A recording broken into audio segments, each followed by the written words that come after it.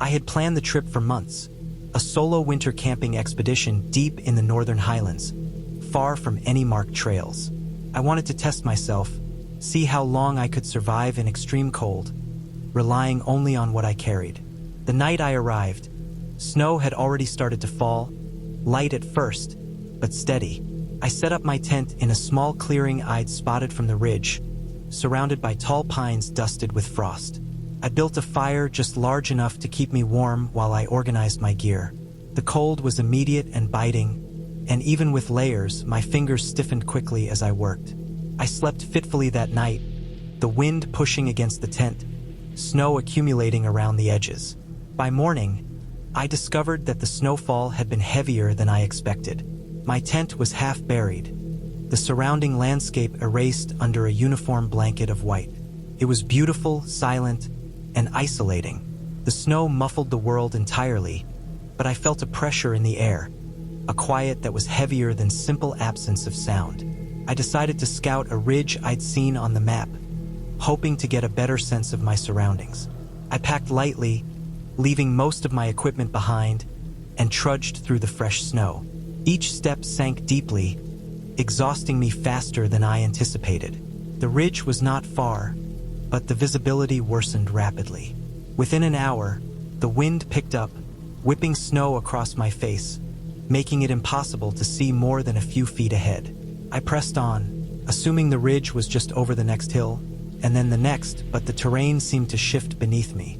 The trees thinned and thickened unpredictably, shadows forming strange patterns in the snow. I realized I had lost any sense of direction. My compass was useless when visibility dropped and landmarks vanished. Panic started as a faint tremor at first, then sharp and gnawing, as I realized I had no idea where the trail back might be. The hours stretched on. My energy was fading, my breaths coming faster in the cold air. Then I heard it, a low, deliberate howl that carried across the ridges. It wasn't like a wolf or coyote. It was slower, deeper, more controlled, almost as if it was measuring me, testing me. The sound stopped, then repeated from another distance, echoing strangely through the hills. I froze, every sense alert. The snow muffled my footsteps, but I could feel that I wasn't as alone as I thought. I kept moving, careful not to trip in the deep drifts, glancing at the trees for any movement. Hours passed. The sun fell behind the ridges, but the sky remained gray, flat, offering no help. The wind howled now, stronger, carrying a sharp, dry cold that cut through every layer. My boots were wet from the snow, and the tips of my fingers were numb. I had no choice but to keep moving, blindly choosing directions that might lead back to my vehicle. I stumbled across tracks in the snow, enormous, far larger than any animal I'd seen before. They were spaced wide, heavy, and unmistakably deliberate. They seemed to approach me, cutting through the drifts, then abruptly stopped just short of where I was standing, as if whoever or whatever had decided not to come any closer. My heart raced. I knew the forest had bears, lynx, and wolves, but these tracks were beyond anything I'd read about. They didn't follow normal animal patterns. They moved in purposeful lines, almost calculated. The thought of being watched, tracked, grew stronger with each step I took. I forced myself to breathe evenly, reminding myself that the woods were full of animals, and fear could turn imagination into reality. I tried to retrace what I thought was my path, stumbling through drifts and broken branches, following the faint slope of the terrain I thought led back to my vehicle. The shadows grew long. The sky darkened into a gray-blue twilight that offered almost no light. I kept my fire starter ready, imagining the worst, but I had nothing to ignite in the snow-soaked brush. I heard the howls again, faint this time, coming from behind a line of trees. They weren't random. They were deliberate, spaced, and repeated in a pattern that made my stomach tighten. Every time I paused, I swore I felt something moving just beyond my sight. My body ached from the cold, every muscle tight, every step a risk of exhaustion or frostbite. I realized I hadn't eaten anything since morning. My water bottle was frozen solid. The world had reduced to one step after another, blind hope in the direction I thought was right. Hours passed. My boots sank into snow that sometimes reached mid-shin, slowing me down, but forcing me to notice every sound. There was a rhythm to the distant howls now, and each time, I froze, scanning the snow around me. Then I saw them. Faint, broken impressions in the snow, not animal prints exactly, but deep, wide depressions. They moved toward me but always stopped short. It was impossible to understand them logically. I forced myself to focus on survival rather than explanation, pushing my fear down and pressing forward. I had nothing else but my determination, the fading light, and a stubborn need to get back to warmth and shelter. By the time night fell completely, I finally stumbled onto a narrow trail, almost invisible under the snow but familiar enough from my map. Relief hit me in a wave I hadn't expected. I followed it carefully, keeping low and quiet, moving as fast as I dared without slipping. My breath steamed in the cold air, my eyes stung, my muscles screamed, but I felt the slope descend toward where I had parked my vehicle. Every few minutes, I glanced behind me, half expecting to see movement, but the forest remained still. I reached the edge of the clearing where I had left the car. The headlights reflected faintly on the snow. The tires were half buried, but nothing had touched the vehicle. I slid the door open, immediately starting the engine, letting the heat flood the interior. My body shook violently as I rubbed my hands and face, letting the warmth soak in. I sat for a long time, just listening to the quiet snow, trying to make sense of what had happened. I knew I had been watched, followed, tested. Nothing about it made sense. No animal I knew acted that way. Yet the tracks, the howls, the deliberate presence in the trees, it was real. I had survived, but the forest had left a mark I could not explain or forget. I never returned. I never spoke of that trip to anyone. Packing up and leaving that area felt like leaving something unfinished, but I could not face it again. There was intelligence out there, movement beyond what any ordinary animal could manage, and I had glimpsed it. The memory stayed with me for months, a quiet tension in the back of my mind whenever I thought of winter forests.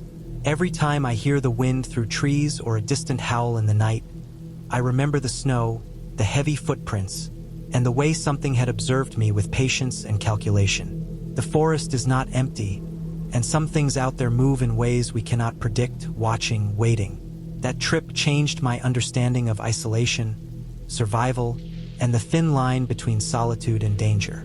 I made it back, but I know now that some places are better left untested, some creatures better left unseen. The ridge, the snow, the deliberate howls, they are etched into my memory, and the knowledge that something was moving far more intelligently than any animal I know is something I carry with me every winter. I set up camp deep in the White Mountains, far from the established trails. The day had been long, and the hike in had left my legs stiff and my shoulders sore. By the time I found a flat stretch of ground among the pines, the air was already cool, colder than I expected for August. Mist clung to the trunks, curling through the low branches and drifting between the trees like smoke caught in slow motion. I dropped my pack and took a few moments just to breathe, listening to the quiet that filled the forest. It wasn't the usual quiet. Even in the remote parts of the mountains, there's always some background noise. Wind through the needles, the occasional chip of a woodpecker, the distant hum of insects. Here it was different. The mist and the shade made everything feel suspended, like the world had paused just for me. I set about building my small fire. The wood I found was damp on the outside, but with some patience, the flames caught and began to crackle. I watched the sunlight fade behind the peaks, the way the last warm colors spilled across the clouds and the tops of the trees. There was a sense of peace that settled over me, one I hadn't felt in months. I had been looking forward to this trip as a break from everything: work, noise, obligations, but I hadn't realized how starved I was for quiet like this, the kind that presses against your ears and fills the gaps between thoughts. Night fell quickly. The firelight threw shadows across the surrounding trunks, long, thin, and twitching with every flicker. Around 10, I noticed something strange. The usual chorus of nighttime sounds, The chirping insects, the distant calls of frogs, just stopped. It wasn't gradual. One moment the forest was alive with small noises, the next, nothing. It was as if someone had reached in and hit mute. I told myself it was just coincidence, that the forest had its quiet moments, and I tried to focus on the fire and the warmth it gave me. That's when I saw movement at the edge of the light. A figure slipped between the trees, tall and impossibly thin. My first thought was deer, but the posture was wrong. The arms hung too long, the knees bent in a way that made the legs look stiff. It didn't move like an animal I recognized. It didn't run. It glided, pausing in ways that seemed deliberate, almost careful. I froze. My heartbeat thudded in my ears. I tried to rationalize what I was seeing, forcing myself to think of it as a trick of the shadows, or maybe the shapes of branches caught in the firelight. I watched for a long moment, too tense to look away. I stayed close to the fire after that, moving as little as possible, watching the darkness beyond the circle of light. Every few minutes there was the sound of a branch snapping. Not the quick, startled crack of a deer running, but a slow, deliberate snap, as if something large and heavy was testing the ground. I didn't dare make a sound, didn't dare shift, and still I couldn't take my eyes off the shapes that seemed to flicker between the trees.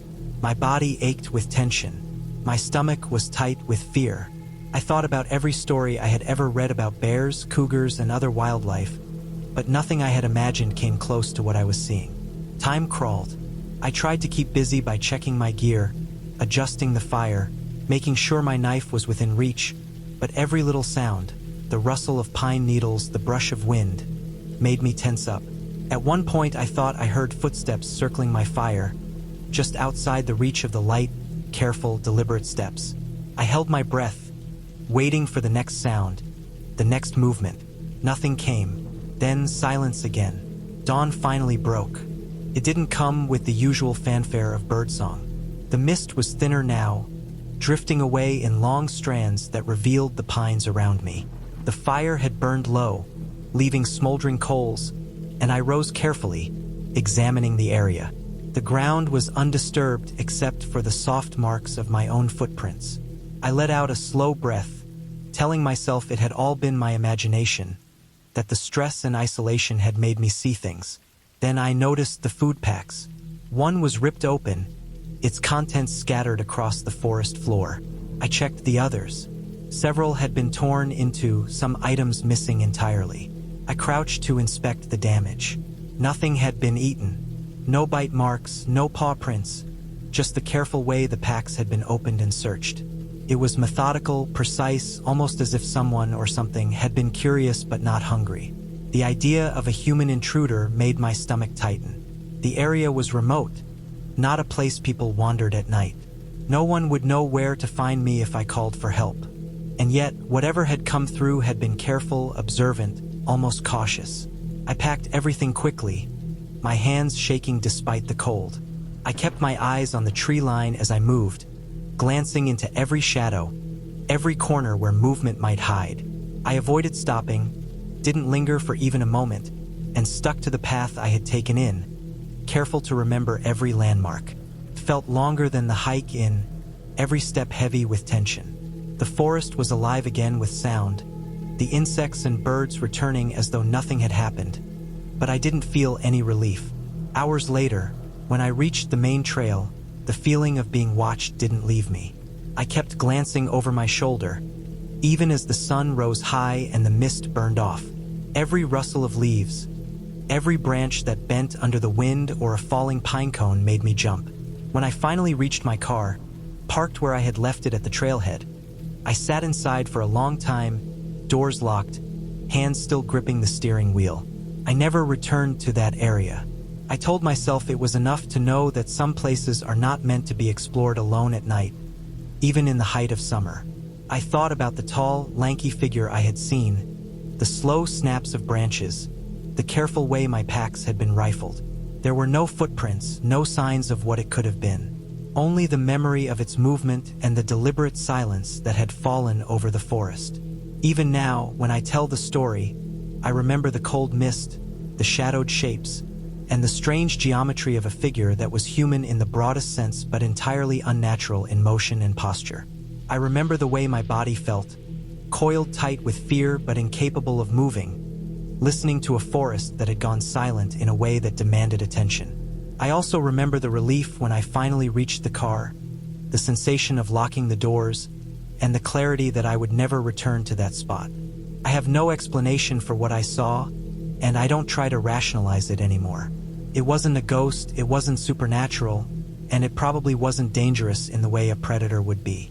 It was something wild, something unfamiliar, and it reminded me that even in places that seem peaceful, even in moments of beauty and solitude, there is a layer of the world that doesn't belong to us.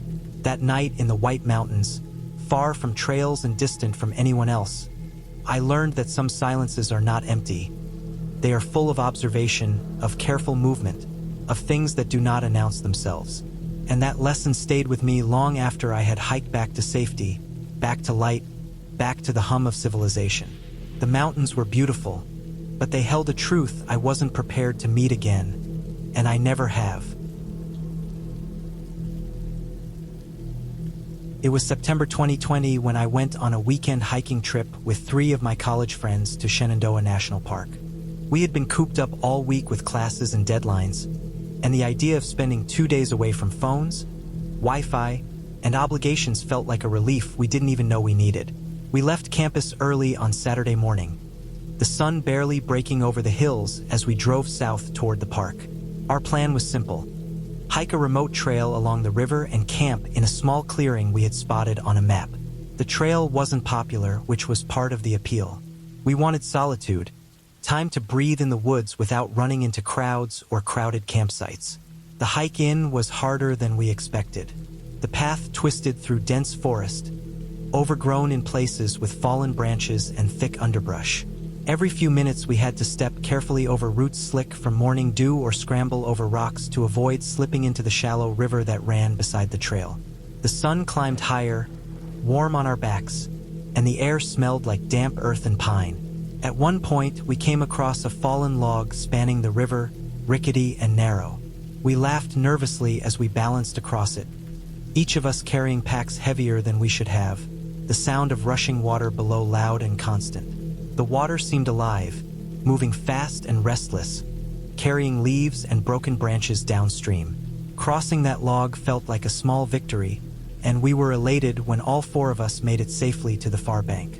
By late afternoon, we reached the clearing we had planned to camp in. It was small but flat, nestled between a bend in the river and a gentle slope covered in pines.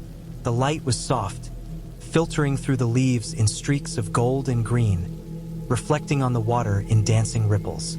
We set down our packs and unpacked tents, the smell of fresh earth and the river mixing into a kind of wilderness perfume that I still remember. We cooked a simple dinner over a small fire, the flames low, contained, and comforting. The river's rush was a constant backdrop, steady and hypnotic, like it had been there forever and would continue long after we left. Night came early. The fire had dwindled to glowing embers, and the temperature had dropped noticeably. The river's roar softened in the distance as shadows lengthened between the trees. We had all gone to bed in our tents, tired from the hike and the weight of our packs, leaving the tents facing the river so we could hear the water while we slept. That's when I woke. I couldn't tell why at first, just a faint awareness that something was out of place. There was a soft knocking sound outside our tents, irregular but deliberate.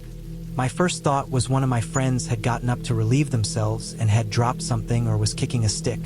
I stayed still, waiting, but the noise continued, gentle taps against the leaves, subtle but persistent, each one deliberate. I grabbed my flashlight, careful not to make a noise, and pushed the zipper of my tent open. The beam cut through the darkness, reaching across the river, across the trees, and I froze. On the far bank, a shape moved. It was hunched, unnaturally still for a moment, as if observing us. I don't know why my mind didn't leap to bears or raccoons. Part of me wanted it to be an animal, but there was something wrong with the proportions. Too tall, too thin, too still. It didn't move like an animal I had ever seen. The shape shifted, and I caught glimpses of long limbs that didn't seem to bend naturally, of fingers or toes, or maybe sticks caught in shadow, but enough to make me tense. I couldn't bring myself to move, to call out, or even to blink too long. The tapping continued, coming in irregular bursts, not rapid like a running creature but slow, deliberate. Each tap made my heart beat faster, each pause almost worse than the noise itself. I knew my friends were awake now, probably watching too, but we stayed silent, none of us daring to break the quiet of the forest. The sound didn't move closer, and it didn't retreat. It was always there, somewhere between the trees, deliberate in its rhythm, patient in a way that made me uneasy. I stayed awake for what felt like hours, the flashlight beams sweeping across the riverbank again and again, never finding more than shadows and shapes. Eventually, the tapping stopped. There was a silence heavier than before, the kind that seems to settle into your chest and makes every small sound. The rustle of leaves, the river's current, amplified. I lay in my sleeping bag, staring at the tent ceiling, exhausted but unable to sleep, listening to every creak of branches and every distant bird call that dared to break the stillness. The night passed slowly, the darkness outside thick and unbroken, until the first light of dawn filtered through the pines. In the morning, we packed quickly, but I made a point to walk along the riverbank before leaving. That's when we saw them, footprints. They were huge, far larger than any humans, uneven and deep in the damp earth, as if something had tested the ground with long, careful steps. The toes, or what looked like toes, were longer than a human's, spread wide, leaving impressions in the mud that made my stomach tighten.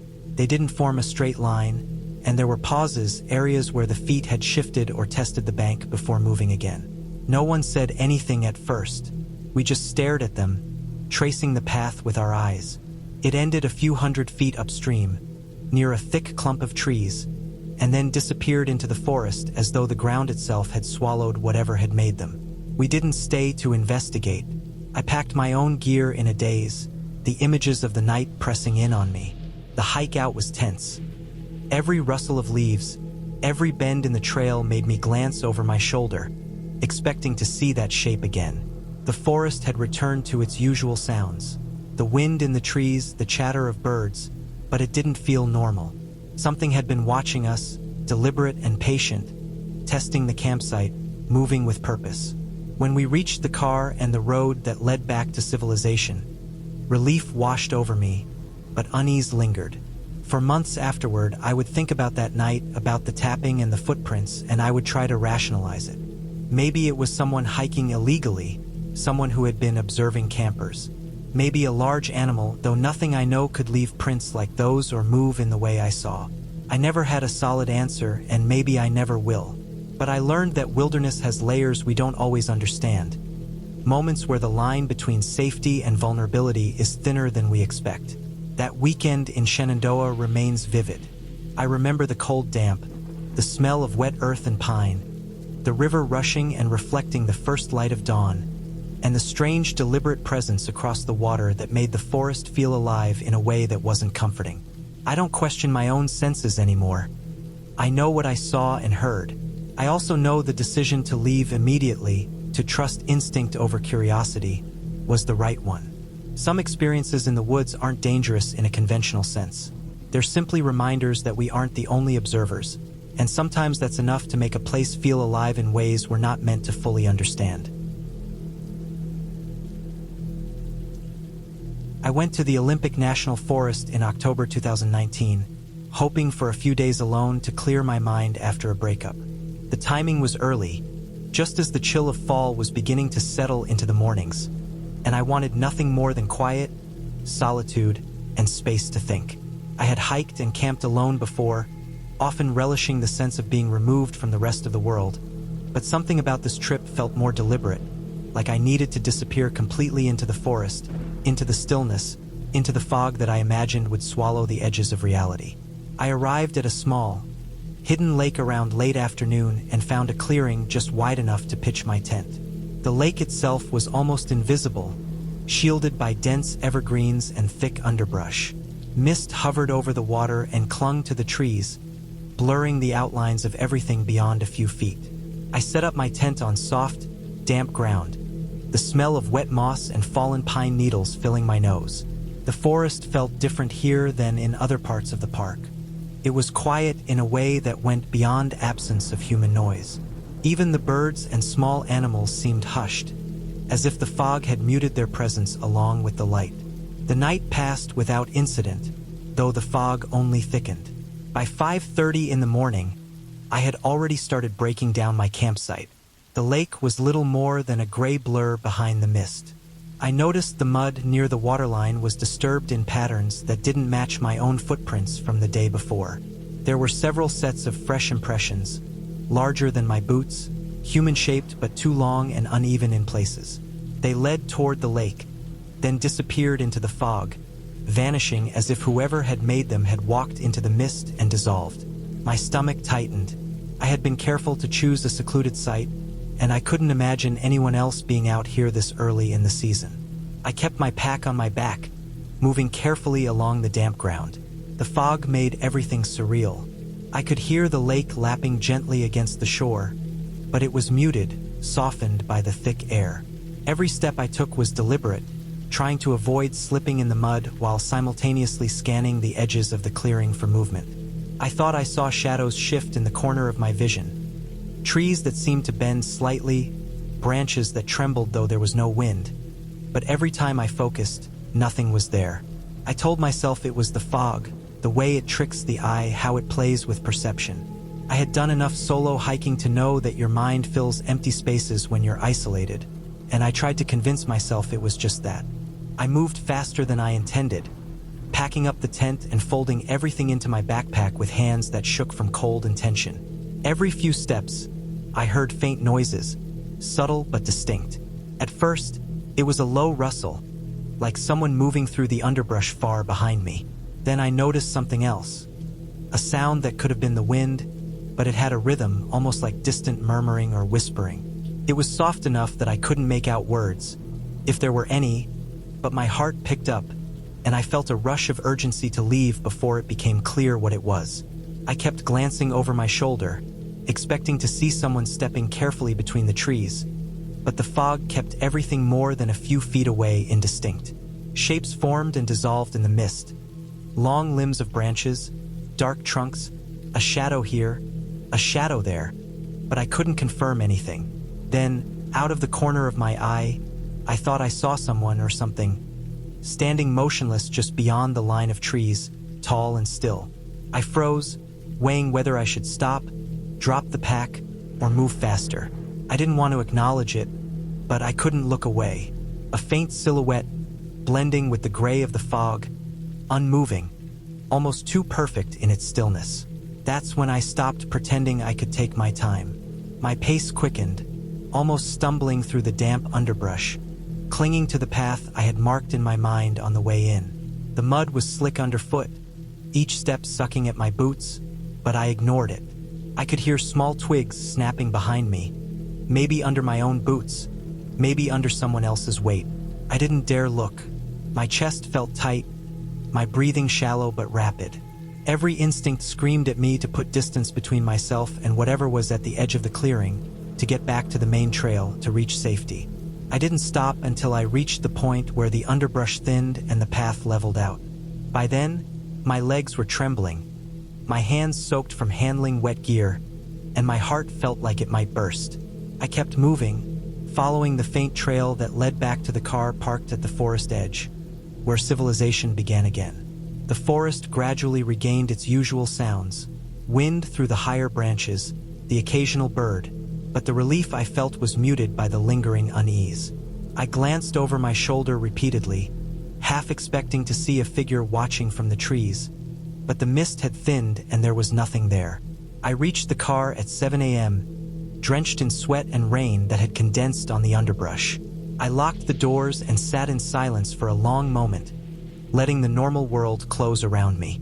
The smell of wet earth lingered on my clothes, and I could still hear the distant rush of the lake in my mind, though it was miles behind. I realized then that I had left my backpack at the lake in my rush. I had been too terrified to return, unable to reconcile the fear with the desire to retrieve it. I never went back. Even now, I can remember the sensation of standing there in the fog, the cold and damp pressing against me, and the way the forest seemed simultaneously vast and intimate, hiding something in plain sight.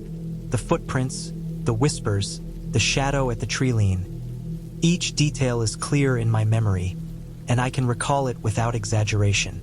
I know that whatever I experienced was rooted in the real world, grounded in human perception, and yet it left me shaken in a way I didn't expect. That morning in the Olympic National Forest taught me something about solitude, about how the mind and the senses sharpen when you are completely alone, and about how easily perception can become both a warning and a trap. I didn't find answers in the fog, and I never sought them. I only know the feeling of urgent unease, the realization that the forest is not a uniform space, that there are corners where isolation can feel heavy and precise. The memory remains with me. The quiet of the lake, the thick fog, the mud and footprints, and the unshakable sense that I had not been entirely alone, even in a place where I thought I could be. It is enough for me to remember, and enough to ensure I never return.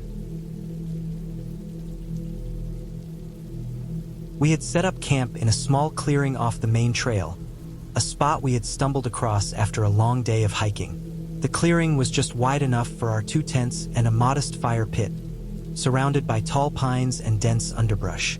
The air smelled of damp earth and fallen needles, heavy with the faint tang of moss.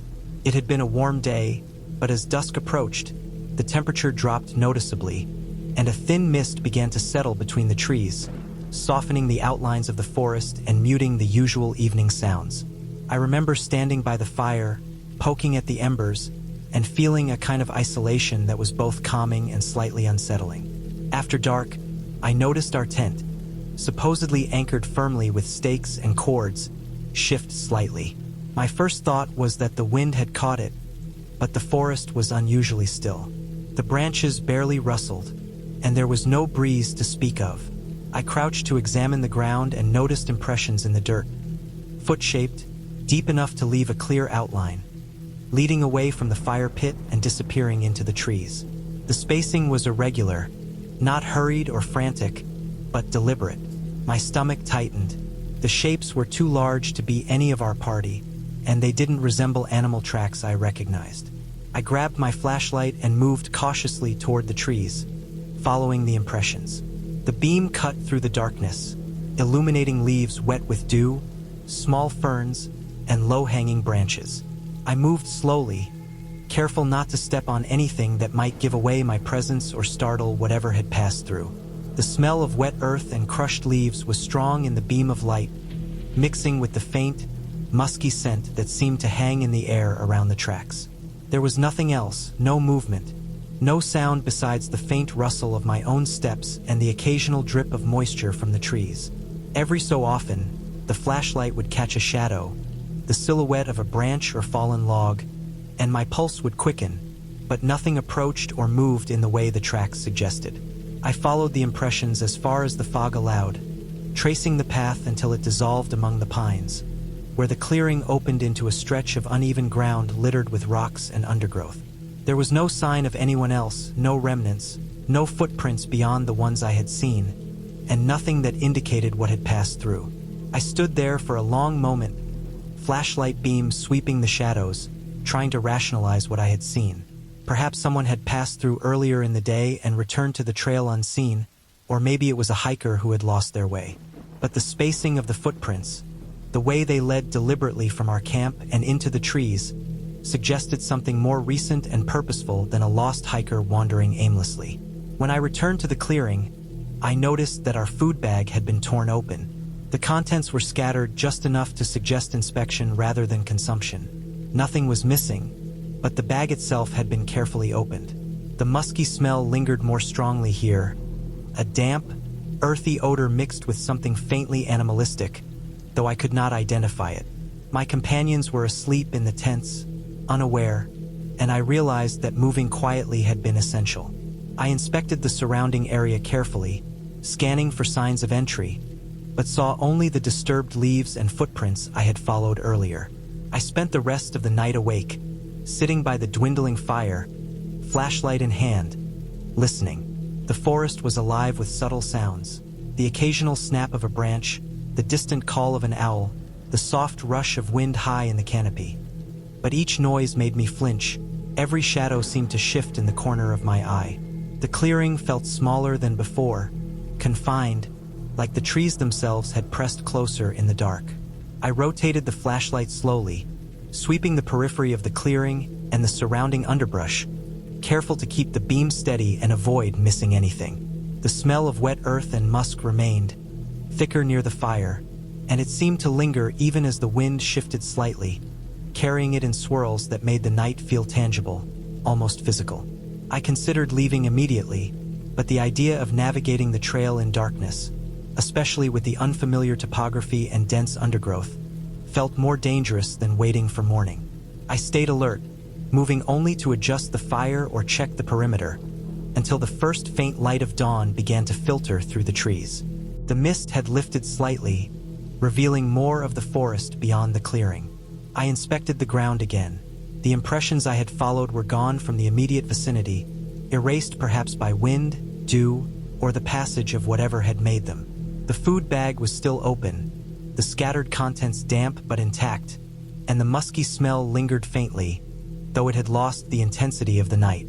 By sunrise, I had packed our tents and gear, keeping a careful eye on the perimeter as we moved along the trail. I couldn't identify what had visited our camp, whether it had been a person, an animal, or something else entirely.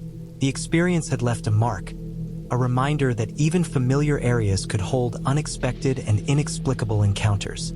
The forest, though quiet in daylight, carried the memory of the night in its smells, its shadows, and the subtle irregularities in the ground that suggested presence even when nothing remained visible. Walking out, I replayed each moment in my mind: the shifting tent, the footprints, the torn food bag, and the way the forest had seemed to hold its breath.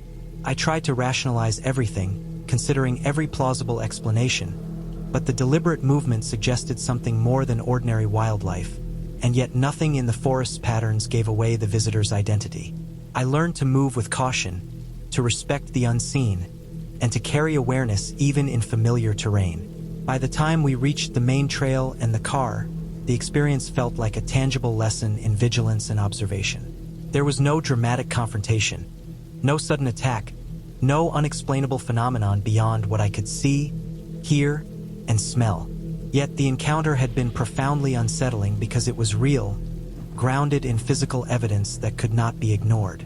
The clearing, the footprints, the bag, and the lingering musky scent remained vivid in my memory, a quiet proof that the forest holds more than just the paths we walk and the eyes we can see. I returned home that day with an acute awareness of solitude, of vulnerability, and of the subtle presence that can inhabit a space without ever revealing itself fully. Even weeks later, I could visualize the small clearing, the pattern of the footprints, and the damp smell that had clung to the night air. I never discovered the visitor's identity, but the clarity of the evidence, the tangible traces of movement, made the experience as real as any encounter I have ever had outdoors.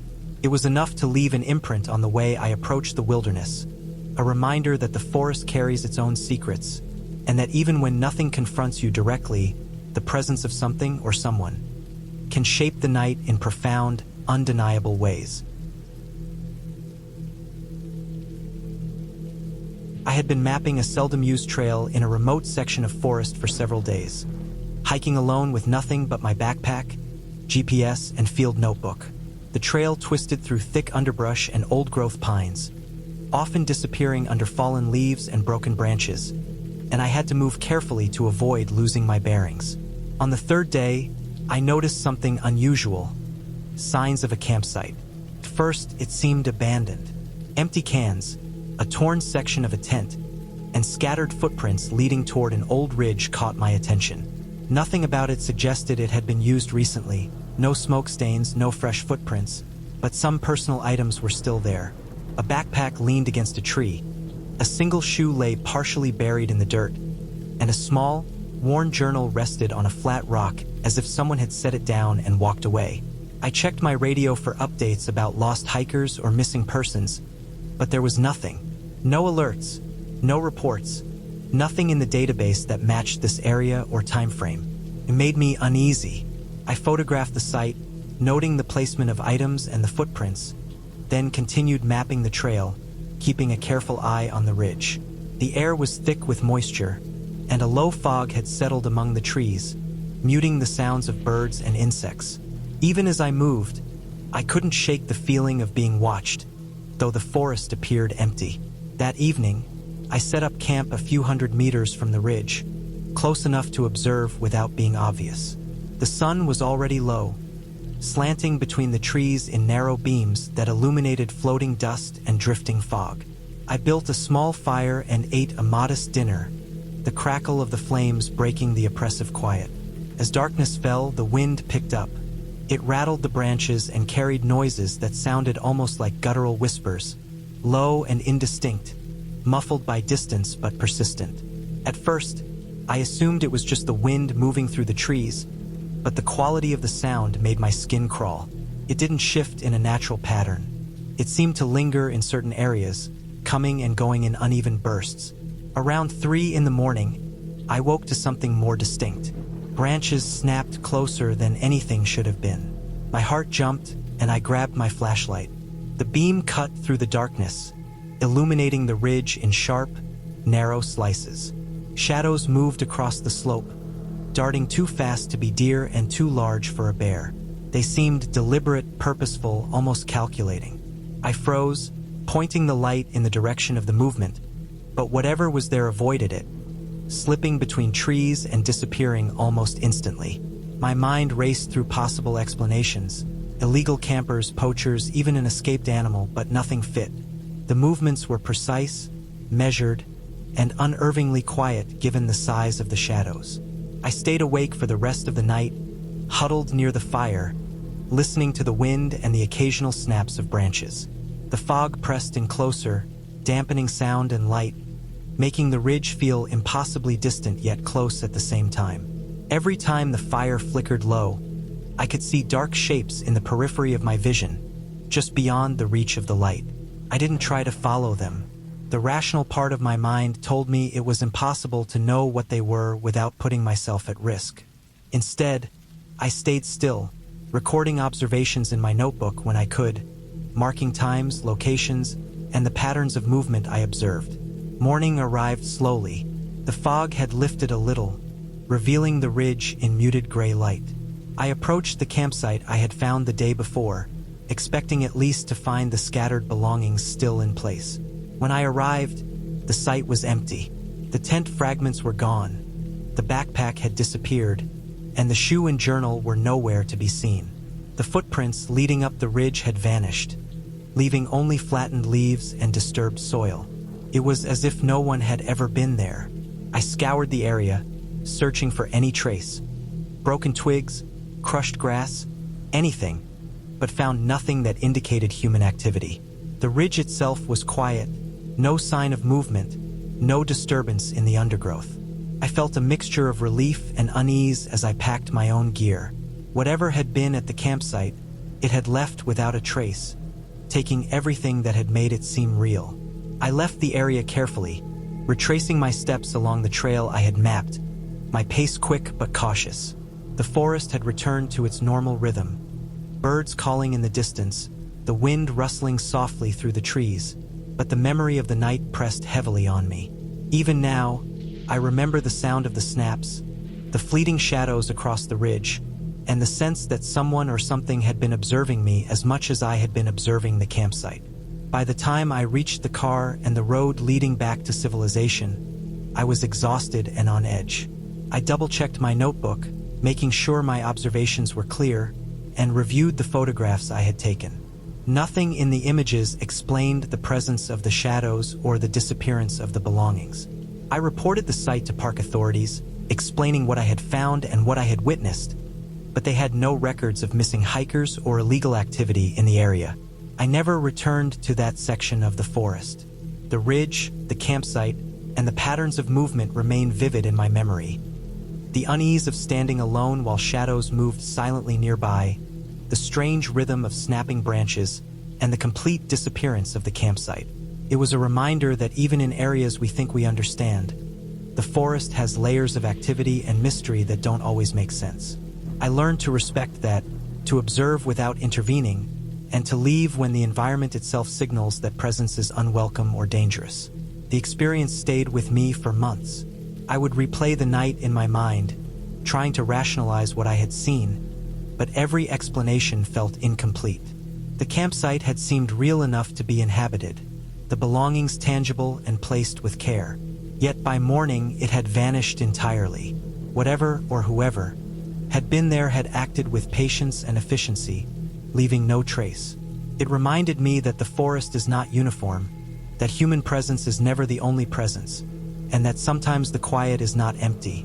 It is deliberate, calculated, and watching. Even now, when I hike or camp alone, I remember that ridge, the empty campsite, and the way the shadows moved across the slope. I carry that memory as a caution, a reminder to observe and respect, to avoid assuming understanding in a place that operates by its own rules.